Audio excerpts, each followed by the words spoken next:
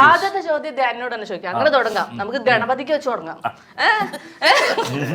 Okay, ആദ്യത്തെ ചോദ്യം. ധ്യാൻ ശ്രീനിവാസനെ വെച്ച് സിനിമ എടുക്കാൻ ആഗ്രഹിക്കുന്ന ഒരാളുടെ കയ്യിൽ എന്താണ് വേണ്ടത്? ഞാൻ ഓപ്ഷൻസ് പറയട്ടെ. ധൈര്യം, നട്ടലുള്ള ഒരു തിരക്കഥ വേണ്ടേ വേണ്ടാന്നാണോ? ഓപ്ഷൻസ് തരൂ. കൈ നിറയെ പണം, സിനിമയോടുള്ള അടങ്ങാത്ത ദാഹം, മറ്റെന്തോ നിഗൂഢമായോന്ന്. ഇത് 4 സോഫി ചേച്ചിക്കുണ്ട്. അതുകൊണ്ട് സിനിമ ഓടി. അടങ്ങാത്ത ഇതുണ്ട്, എന്തോ ഒരു നിഗൂഢത ഞാൻ കണ്ടു സോഫി ചേച്ചി. കാരണം എന്നെ വെച്ച് പടം ചെയ്യുമ്പോ ഞാനും ആലോചിക്കും പ്രീമിയർ കഴിഞ്ഞിറങ്ങിയ സമയത്താണ് നിഗൂഢത കൂടിയത്. ആരൊക്കെ എന്തൊക്കെയാ പറഞ്ഞു പുള്ളിക്കാരത്തി ഇങ്ങനെ. ഞാൻ സോഫി ചേച്ചി പറയായിരുന്നു, ഞാനിപ്പോ ആരാണെന്ന് എനിക്കറിയില്ല.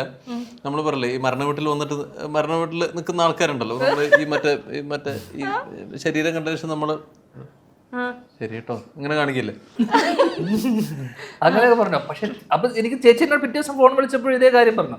ഇന്നലെ പ്രിവ്യൂ വെച്ചപ്പോ ഒരുമാതിരി ആയിരുന്നു, പിന്നെ ഇപ്പൊ ഒരു ആശ്വാസമായിരുന്നു കാര്യം.